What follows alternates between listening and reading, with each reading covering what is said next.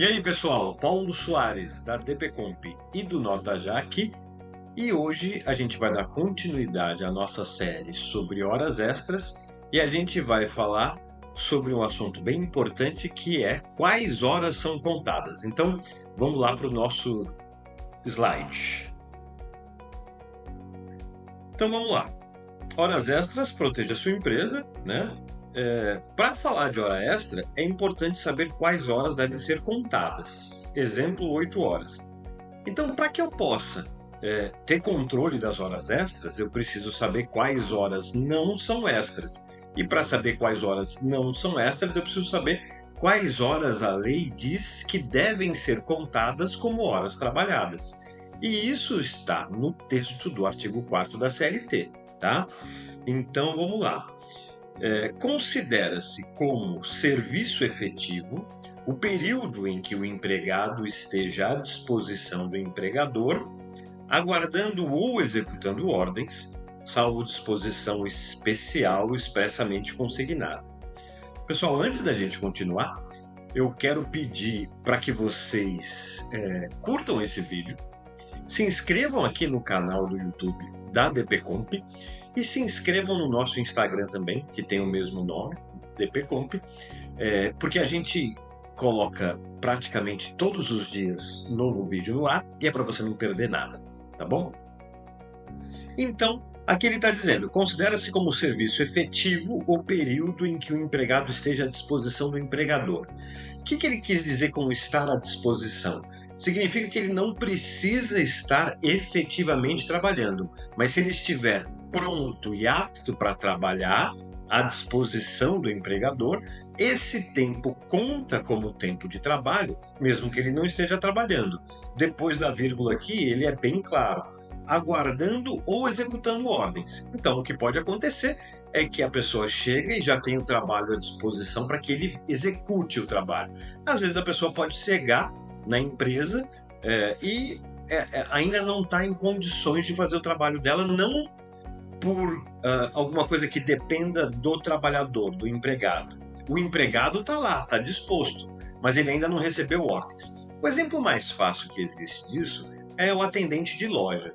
O atendente de loja, ele, enquanto não tiver cliente para ele atender, ele está lá à disposição, ele fica lá parado esperando, tá? E isso não significa que ele não esteja trabalhando, ele está trabalhando, tá? Então, salvo disposição especial expressamente consignada, é porque tudo no direito do trabalho, a gente sempre tem que falar assim, na CLT é desse jeito, mas você precisa saber se existe alguma convenção coletiva ou acordo coletivo com o sindicato que trate isso de forma diferente, tá? Então, por isso é sempre importante saber se existe algum acordo com o sindicato ou, às vezes, existe uma lei específica, como, por exemplo, a lei da jornada de trabalho dos bancários, dos professores, dos advogados, que são leis diferentes, tá? Então, quando a gente fala aqui nesses vídeos, é sempre sobre só a CLT, tá bom?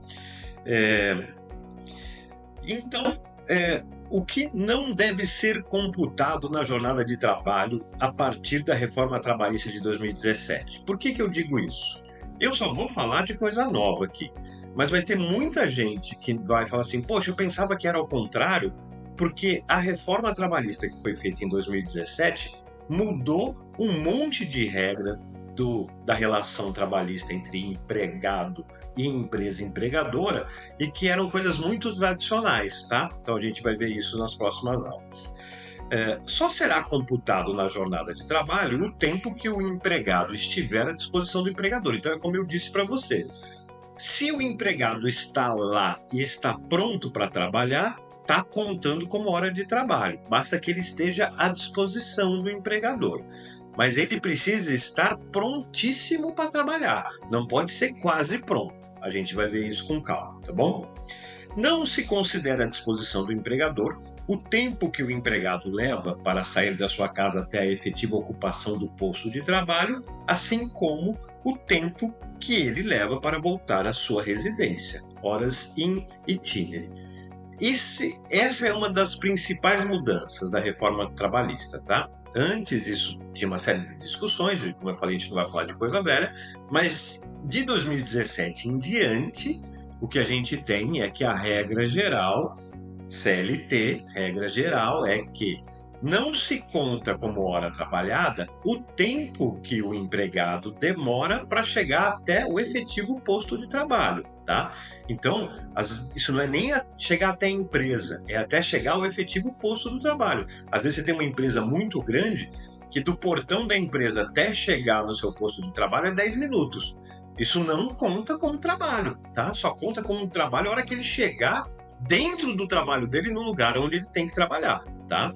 Então, a regra geral e atual de 2017 é que o tempo que o empregado demora para ir de casa para o trabalho e do trabalho para casa não é hora trabalhada, tá bom? Não é hora trabalhada.